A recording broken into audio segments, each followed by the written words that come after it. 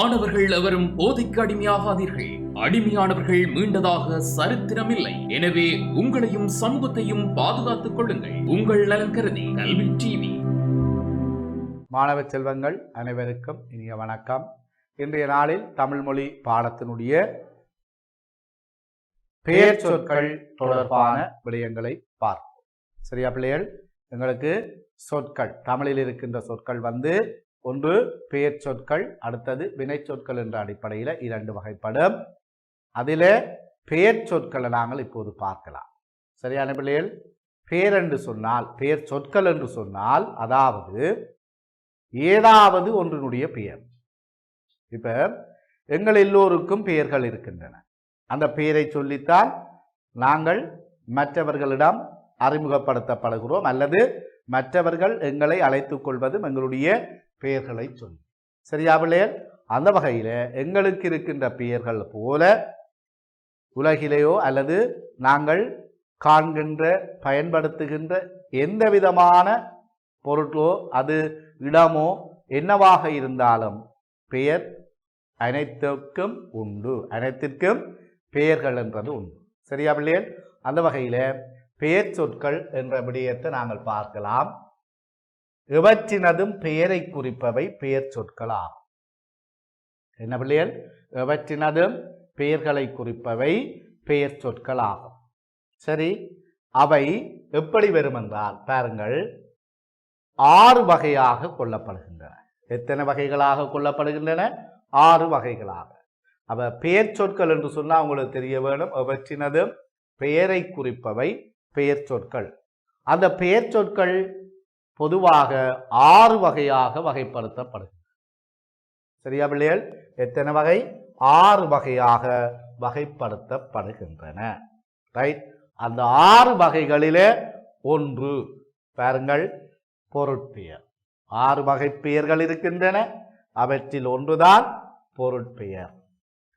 இரண்டாவது இடப்பெயர். பொருட்பெயர், இடப்பெயர். மூன்றாவது காலப்பெயர். மூன்றாவது என்ன பிள்ளைகள்? காலப்பெயர். அப்ப பெயர் சொற்கள் என்றால் எவற்றினதும் பெயரை குறிப்பது. இந்த பெயர் சொற்கள் பிள்ளைகள் 6 வகைப்படும். அதில் பொருட்பெயர் ஒன்று, இடப்பெயர் இரண்டாவது, காலப்பெயர் மூன்றாவது. சரியா பிள்ளைகள்? நான்காவது பாருங்கள், சினைப்பெயர். என்ன பிள்ளைகள்? சினைப்பெயர். நான்காவது என்ன பிள்ளைகள்? சினைப்பெயர். ஐந்தாவது குணப்பெயர். ஐந்தாவது என்ன பிள்ளைகள்? குணப்பெயர். ஆறாவது தொழிற்பெயர். என்ன பிள்ளைகள்? ஆறாவது தொழிற்பெயர். அப்ப பெயர் சொற்கள் 6 வகை. பெயர் சொல் என்று சொன்னால் எவற்றினதும் பெயரை குறிப்பது. எவற்றினதும் பெயரை குறிக்கின்ற சொற்கள் பெயர் சொற்கள். அந்த பெயர் சொற்களில் 6 வகைகள். ஒன்று பொருட்பெயர், இடப்பெயர், காலப்பெயர், சினைப்பெயர், குணப்பெயர், தொழிற்பெயர். சரியா பிள்ளைகள்? அப்ப எங்களுக்கு என்னென்ன பெயர் சொல் வகைகள் இருக்கின்றன என்று சொல்லி தெரிந்தால் காணும். எத்தனை பெயர் சொல் வகை, அவை எவை என்பதை ஞாபகப்படுத்தி வச்சிருக்கோம். சரியா பிள்ளைகள்? அப்ப 6 வகை பெயர்கள் இருக்கின்றன, பெயர் சொற்கள் இருக்கின்றன. பொருட்பெயர், இடப்பெயர், காலப்பெயர், சினைப்பெயர், குணப்பெயர், தொழிற்பெயர் ஆகிய 6 பெயர் சொல் வகைகள். சரியா பிள்ளைகள்? இதை மறக்கக்கூடாது. பெயர் சொற்கள் என்றது 6 வகையாக கொள்ளப்படுகின்றன, 6 வகைப்படுத்தப்படுகின்றன. அவற்றில் பொருட்பெயர், இடப்பெயர், காலப்பெயர், சினைப்பெயர், குணப்பெயர், தொழிற்பெயர் என்று சொல்லி 6 வகைகள் உண்டு என்றதை மறந்துவிடக்கூடாது. சரியா பிள்ளைகள்? ரைட், இனி தொடர்வோம். பாருங்கள், இதில் அமுதன், சிங்கம், கதிரை, பென்சில், கல், கிளி இவ்வாறான சொற்களை நாங்கள் எந்த வகைக்குள்ள உள்ளடக்கலாம்? நாங்கள் ஏற்கனவே முதல் பார்த்திருக்கின்றோம். பொருட்கள், பொருட்பெயர் என்று சொல்லி பார்த்திருக்கிறோம். பாருங்கள், உயிருள்ள உயிர் இல்லாத பொருட்களின் பெயர்களை குறிப்பது என்னது? முதலாவது வகையாகிய பொருட்பெயர் என்று சொல்லி நாங்கள் சொல்லலாம். இங்க பாருங்கள், அமுதன், சிங்கம், கதிரை, கிளி, கல், பென்சில். இந்த சொற்களிலே உயிருள்ள உயிர் இல்லாத பொருட்களின் பெயர்களை நாங்கள் குறித்து காட்டலாம். அந்த அடிப்படையில உயிருள்ள உயிரில்லாத பொருட்களின் பெயர்களை குறிப்பதுதான் பொருட்பெயர். சுருக்கமா ஏதாவது பொருட்கள்கிட்ட பெயர். மனிதன் ஒரு பொருள்.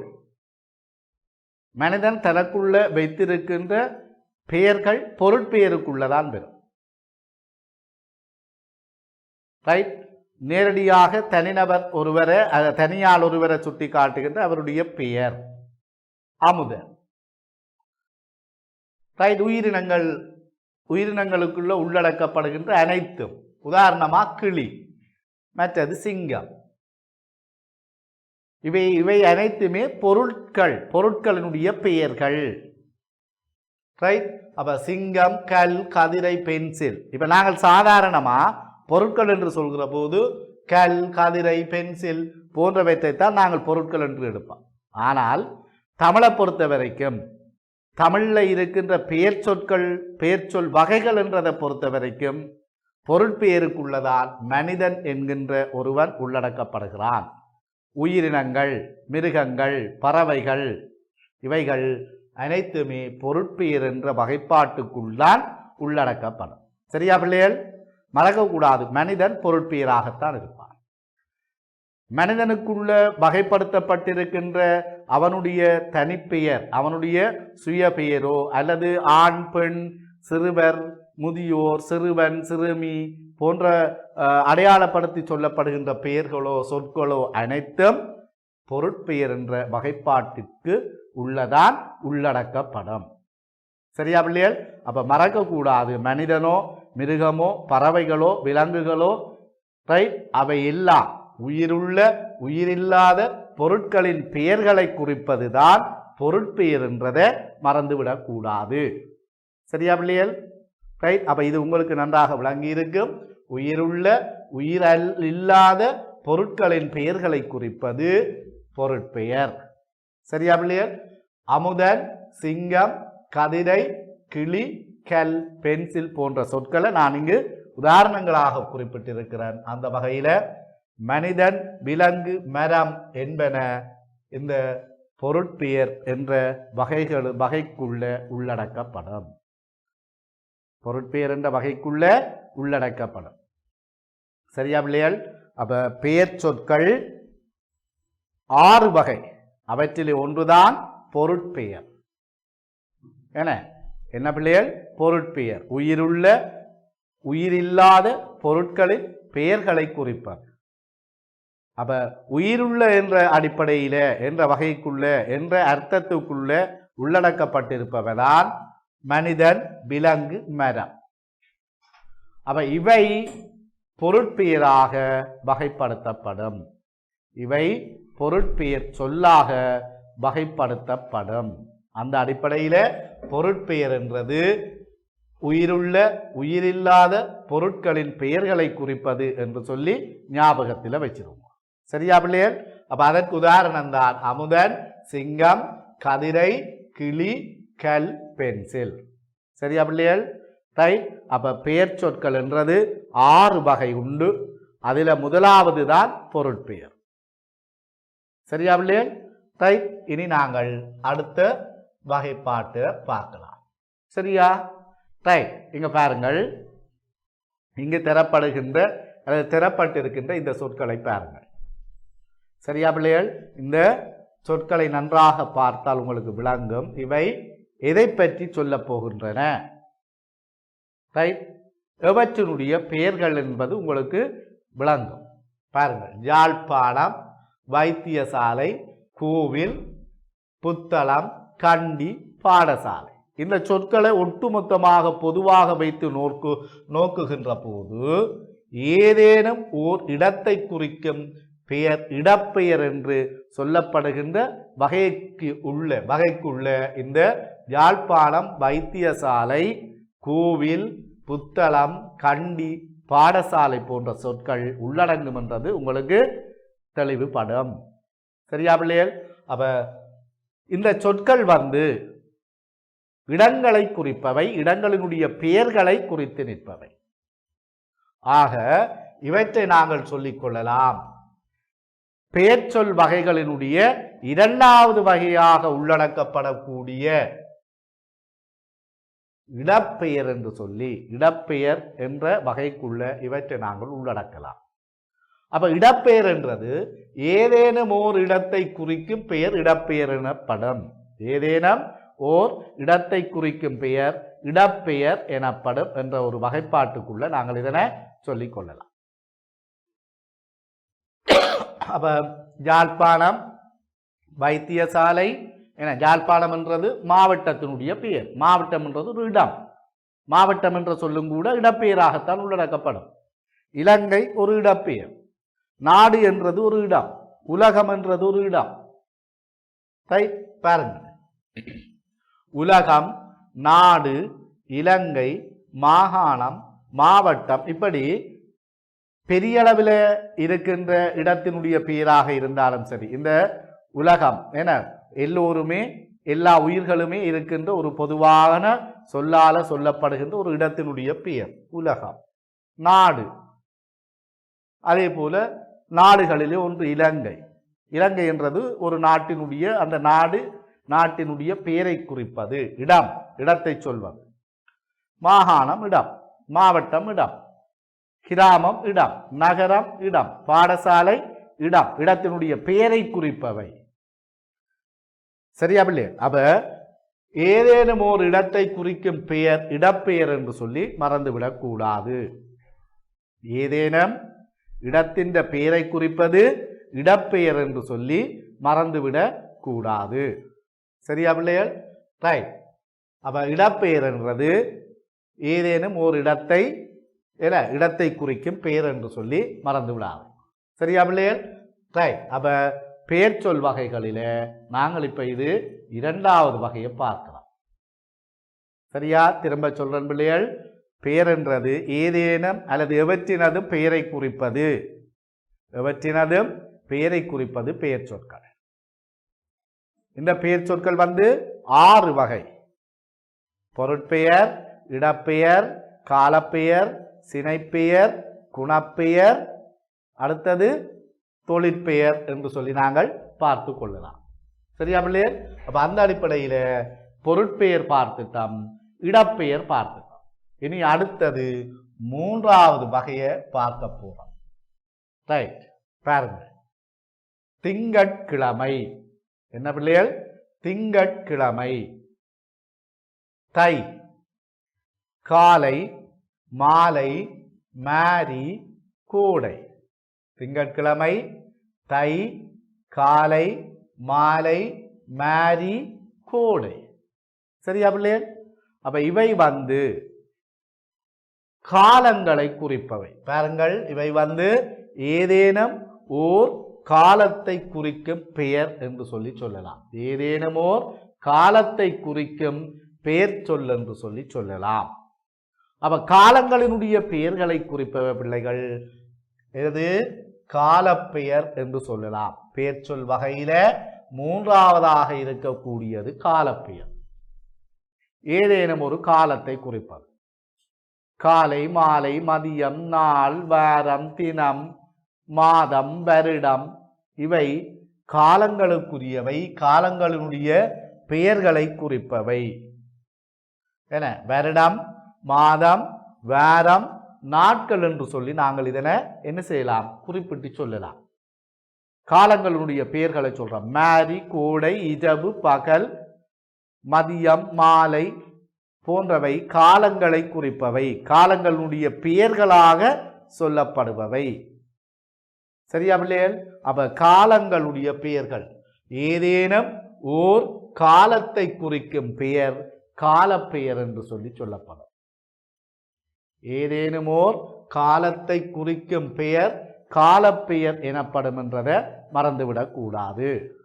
சரியா பிள்ளைகள்? ரைட். அப்ப பெயர் சொல் என்றது எவற்றினதும் பெயரை குறித்து நிற்பவை. அவை பொருட்களுடைய பெயர்களை குறித்து நிற்கலாம், இடங்களினுடைய பெயர்களை குறித்து நிற்கலாம், காலங்களினுடைய பெயர்களை குறித்து நிற்கலாம். அப்ப பொருட்களினுடைய பெயர்களை குறித்தால் பொருட்பெயர், உயிருள்ள உயிரற்ற பொருட்களினுடைய பெயர்களை குறிப்பவை பொருட்பெயர். இடங்களினுடைய பெயர்களை குறிப்பவை இடப்பெயர். ஏதேனும் ஓர் காலத்தை குறிக்கும் பெயர் காலப்பெயர். அப்ப காலங்களினுடைய பெயர்களை குறிப்பவை தான் என்ன பிள்ளைகள்? காலப்பெயர் என்று சொல்லி நாங்கள் பார்த்து கொள்ளலாம். கால பெயர் என்று சொல்லி நாங்கள் பார்த்து கொள்ளலாம். சரியா பிள்ளைகள்? அப்ப அவற்றை நாங்கள் மறந்துவிடக் கூடாது. 3 வகைகளை நாங்கள் இப்ப பார்த்திருக்கிறோம். 3 வகை பெயர் சொற்களை பார்த்திருக்கிறோம். பொருட்பெயர், இடப்பெயர், காலப்பெயர் என்கின்ற 3 வகைகளையும் பார்த்திருக்கிறோம் பிள்ளைகள். சரியா பிள்ளைகள்? அப்ப இந்த 3ம் உங்களுக்கு நன்றாக விளங்கியிருக்கு. சரியா பிள்ளைகள்? 4வது வகையை நாங்கள் இப்ப பார்ப்போம். நாங்கள் இப்ப 4வது வகை பெயர் சொல்ல பார்க்கலாம். பாருங்கள், காய், தலை, செட்டை, சொண்டு, வால் இந்த சொற்கள் முழுமை என்று சொல்லப்படுபவனுடைய பகுதிகளை குறிப்பவை. முழுமை என்று சொல்லப்படுபவற்றின் பகுதிகளை குறிப்பவை. அவ சின்ன சின்ன பகுதிகள், முழுமை ஒன்றில் இருக்கக்கூடிய பகுதிகள் தான் இன்னொரு பெயர் சொல்லாக சொல்லப்படுகிறது. அதாவது பொருட்களின் உறுப்புகளை குறிக்கும் பெயர் சினைப்பெயர். பொருட்களின் உறுப்புகளை குறிக்கும் பெயர்தான் சினைப்பெயர் என்று சொல்லப்படும். பொருட்களின் பகுதிகளை குறிக்கும் பெயர்தான் சினைப்பெயர். சரியா பிள்ளைகள்? பாருங்கள், அதாவது காய் தாவரத்தினுடைய பகுதி. காய் என்றது தாவரத்தினுடைய பகுதி. தலை ஒரு உயிரினத்தினுடைய பகுதி. தலை ஒரு உயிரினத்தினுடைய பகுதி. செட்டை, சொண்டு, வால் போன்றவையும் உயிரினங்களுடைய பகுதிகள். அதாவது முழுமை ஒன்றினுடைய பகுதிகள் தான் சினைப்பெயர் என்ற வகைப்பாட்டின் கீழ் உள்ளடக்கப்படும். இது பெயர்ச்சொல் வகைகளிலே 4வது வகை என்று சொல்லி நாங்கள் பார்த்து கொள்ளலாம். பெயர்ச்சொல் வகைகளிலே 4வது வகை என்று சொல்லி நாங்கள் இதை பார்த்து கொள்ளலாம். அதாவது சினைப்பெயர் என்றது பொருட்களின் உறுப்புகளை குறிக்கும் பெயர் என்று சொல்லி நாங்கள் பார்த்து கொள்ளலாம். பொருட்களின் உறுப்புகளை குறிப்பது என்று சொல்லி நாங்கள் பார்த்து கொள்ளலாம். முழுமையினுடைய பகுதிகள் தான் சினைப்பெயர். மரம் முழுமை, மரத்தினுடைய வேர், தண்டு, பூ, காய், கனி, கிழங்கு இவை அதனுடைய பகுதிகள். இந்த பகுதிகள் தான் சினைப்பெயர். பறவையினுடைய சொண்டு, தலை, கழுத்து, வால், செட்டை, இறகு இவை பகுதிகள். அந்த பகுதிகள் தான் சினைப்பெயராக இருக்கும். வால், கால், நகம், விரல் இப்படியானவை முழுமை முழு பொருள் ஒன்றினுடைய பகுதிகளாக இருக்கின்றன. சரியா பிள்ளைகள்? மிக சுலபமாக நாங்கள் சினைப்பெயரை காணலாம். சரியா? அதாவது முழுமை ஒன்றினுடைய பகுதிகள் ஒவ்வொன்றும் சினைப்பெயர் என்ற வகைப்பாட்டின் கீழ் உள்ளடக்கப்படும். சரியான பிள்ளைகள்? அப்ப பொருட்களின் உறுப்புகளை குறிக்கும் பெயர் எது? இந்த சினைப்பெயர் என்று சொல்லி நாங்கள் பார்த்து கொள்ளலாம். சரியா பிள்ளைகள்? அப்ப சினைப்பெயர் தான் இவை. சரியானே? அப்ப சினைப்பெயரை நாங்கள் இப்ப பார்த்திருக்கிறோம். சரி, அடுத்தது நாங்கள் பார்க்கலாம் குணப்பெயரை பார்க்கலாம். என்ன பிள்ளைகள்? குணப்பெயரை நாங்கள் அடுத்ததாக பார்த்து கொள்ளலாம். சரியா? இப்ப நாங்கள் பெயர் சொல் வகைகளில 5வது வகையை நாங்கள் பார்த்து கொள்ளலாம். 5வது வகை பாருங்கள், அதாவது சிவப்பு, இனிப்பு, கருமை, சதுரம், உயரம் இவை ஏதோ ஒன்றினது இயல்பை வெளிப்படுத்தி காட்டுவனவாக இருக்கும். அந்த இயல்பு நிறமாக இருக்கலாம், சுவையாக இருக்கலாம், வடிவமாக இருக்கலாம், ஒன்றுடைய அளவை குறிப்பதாக இருக்கலாம், ஒன்றுடைய அளவை குறிப்பதாக இருக்கலாம். அப்ப நாங்கள் ஒன்றினுடைய இயல்பை நிறத்தை வச்சுக்கொண்டும் சொல்லலாம், அளவை வச்சுக்கொண்டும் சொல்லலாம், வடிவத்தை வச்சுக்கொண்டும் சொல்லலாம், சுவையை வைத்துக் கொண்டும் சொல்லலாம். அப்ப அவைதான் இங்கே ஐந்தாவதாக நாங்கள் சொல்ல போகின்ற குணப்பெயர். என்ன பிள்ளைகள்? குணப்பெயர். ஒன்றினுடைய ஒரு பொருளின் குணத்தை உணர்த்தும் பெயர் குணப்பெயர் எனப்படும். ஒன்றின் குணத்தை, ஒரு பொருளின் குணத்தை உணர்த்தும் பெயர் குணப்பெயர் எனப்படும். ஒன்றின் குணத்தை உணர்த்தும் பெயர் குணப்பெயர் என்று சொல்லப்படும். சரியான பிள்ளைகள்? அப்ப குணப்பெயர் என்றது அவை பாருங்கள் எந்த அடிப்படையில பெறப்போகிறது? நிறம் என்கின்ற அடிப்படையிலையும் சுவை சொல்லப்படலாம். இது நிறம். என்ன பிள்ளைகள்?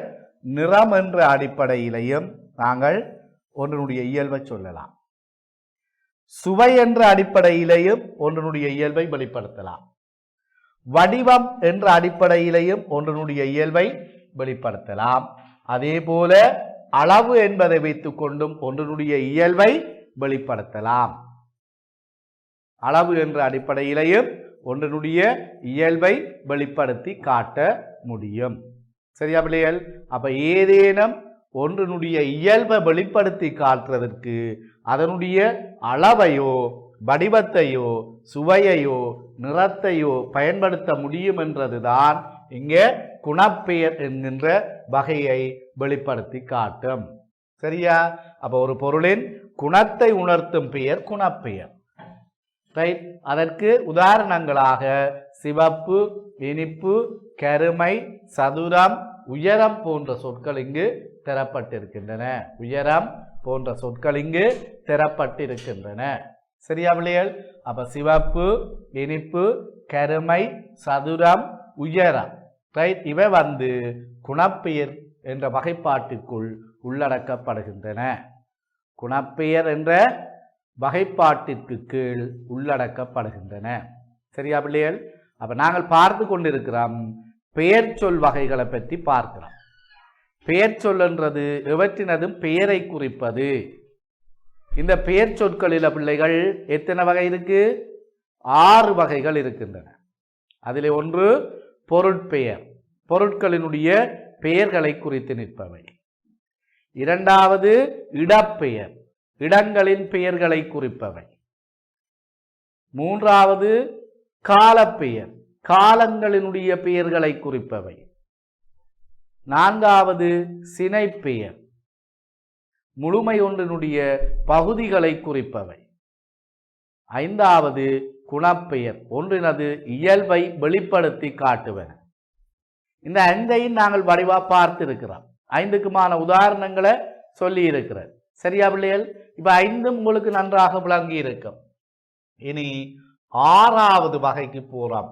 பாருங்கள், இந்த சொற்களை நன்றாக அவதானித்துக் கொள்ளுங்கோ. சரியா பிள்ளைகள்? நன்றாக அவதானித்துக் கொள்ளுங்கோ. சிரித்தல், இங்கே தல், பொரித்தல் தல், எடுத்தல் தல், கதைத்தல் தல். அதாவது அல் என்ற விகுதி முடிவிலே, ஏன்னா அல் என்று இறுதியில முடியுது. தல், கதைத்தல், ஓடுதல், பாடுதல், ஆடுதல், இரித்தல், சிரித்தல், பறத்தல், பாய்தல் என இப்படியாக தல் என்கின்ற இந்த ஈட்டு வடிவ முடிவோட இது முடிந்து கொள்ளுது. ஏன் இதை அழுத்தி சொல்கிறேன்டா, இதை அழுத்தி சொல்வதற்குரிய காரணம் சொல்றேன் பிள்ளைகள். சரியா? பாருங்கள், சிரித்தல், பொரித்தல், எடுத்தல், கதைத்தல் ஆகிய சொற்கள் ஏதேனும் ஒரு தொழிலை உணர்த்தும், தொழிலின் பெயராக பெறும். பெயர்தான் தொழிற்பெயர். தொழிலினுடைய பெயராக பெறும் சொற்கள் தான் என தொழிற்பெயர்.